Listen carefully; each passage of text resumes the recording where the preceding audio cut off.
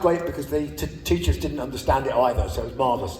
All in the same boat. But I didn't actually do any of that for 2.5 years because I was spending all my time and energy trying to sing in rock and roll bands and also be the college entertainment secretary, which gave me access to a huge pile of government money, which was provided for the entertainment of the students.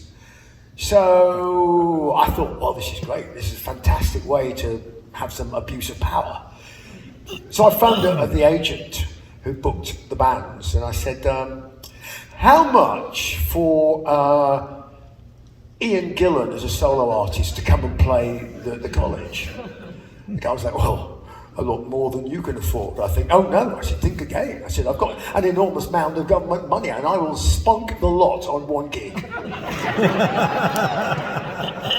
Which I did. Ian Gillan turned up and the three of us had a great time, you know? I then had to work for another year to make profits, to make all the bloody money back, but it was worth it, you know. So I played in bands, I did bits and bobs, and I was in one particular band, and this was kind of what I'd say was the gateway band, right? Before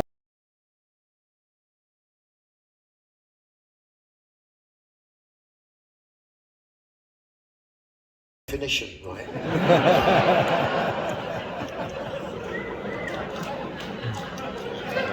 And I'm pleased to announce there's no Photoshop either, but that's just a personal... it's just personal vanity. Yeah. We used to call this the fruit and vegetable lineup shot. Obviously, there's a couple of things that stick out immediately. It's the eyes. Look at the eyes. Look around the eyes there, you know. So we had a fine time. Came to the United States for the first time. I'd basically hardly ever been outside of England at all.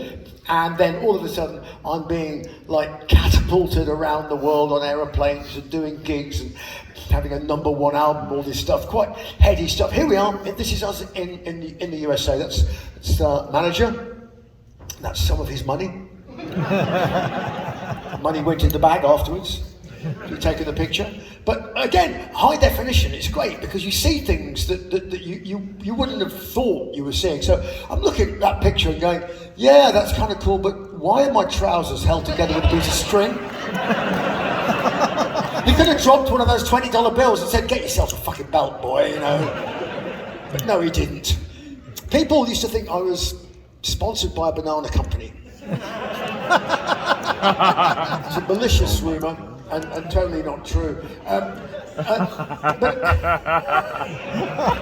you're from a banana company now.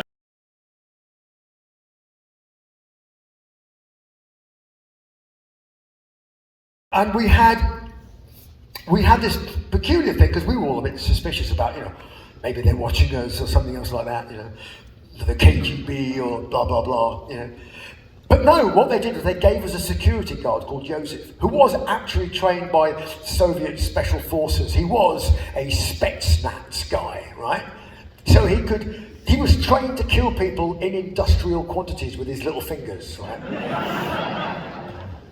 And basically when we first met Joseph, that's all he wanted to do.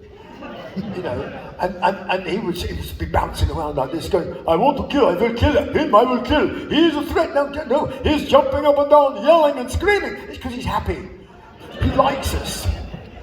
They are all a threat. I will kill them, first with my hands, then with my feet, and finally I will shoot. No, don't do any of that, Joseph. I want to kill them all. Don't kill anybody. Or not even a little bit. No, not even a little bit. When can I kill somebody? We'll tell you when you can kill somebody. When will that be? Never!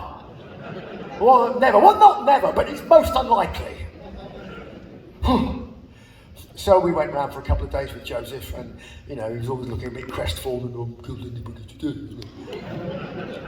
And then somehow they got him to smoke half a joint. Oh my God. So the next day, obviously the effect's quite long lasting. So we get in our little Soviet era manufactured diesel coach which starts up and spews out half the world's global emissions, in the first 5 seconds. And then we bounce along this road, and Joseph is really chirpy. He's like the tour guide at the front of the bus. He's like, hey, over there, look, see wood? It's secret military MiG base. You see the nose cone MiG-21 sticking out. Okay, yeah. Over there is bunker, 2nd floor down, dissidents with the nipples and the electrodes. Make them talk. Oh, oh, oh. Shh. And then that night, he smokes the rest of the joint and, half a bottle of vodka. And we're in a bedroom all together, and he suddenly stands up and has his St. Paul on the road to Damascus moment. The scales fell from his eyes. And he goes, I will show you what is good woman. Okay. So then he takes his shoes off, gets on the bed, and pronounces, I will be good woman. As I say, it's really quite transformative, So he proceeds to demonstrate this. He says, so first, we have one guy lying on the bed with his cock, then one cock in my mouth and one dick in each hand. And we will do the blow down you. Ba, da, ba, da, da, ba, ba, ba, ba. Is this what happens? So burned into my brain forever.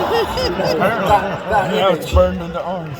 I don't know if Joseph is still with us, but anyway, he's probably locked up in the Kremlin at the moment. So yeah, that's Rock in Rio, which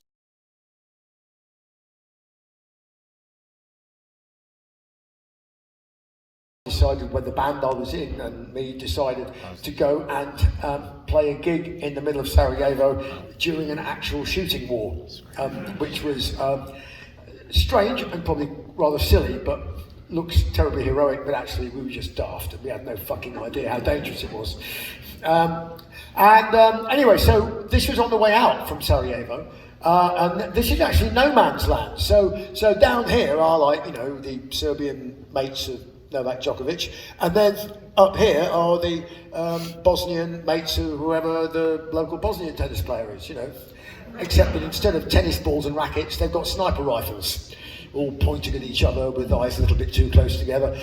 And in the midst of it is a blown up Soviet tank. So I'm exiting along this perimeter road of the airport in Sarajevo, and I went, oh, it's a really cool looking tank.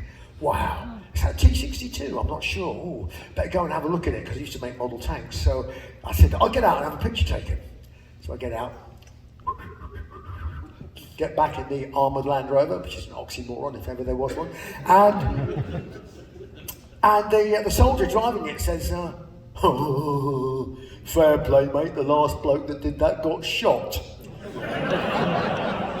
Of course, I had a career as an airline pilot, and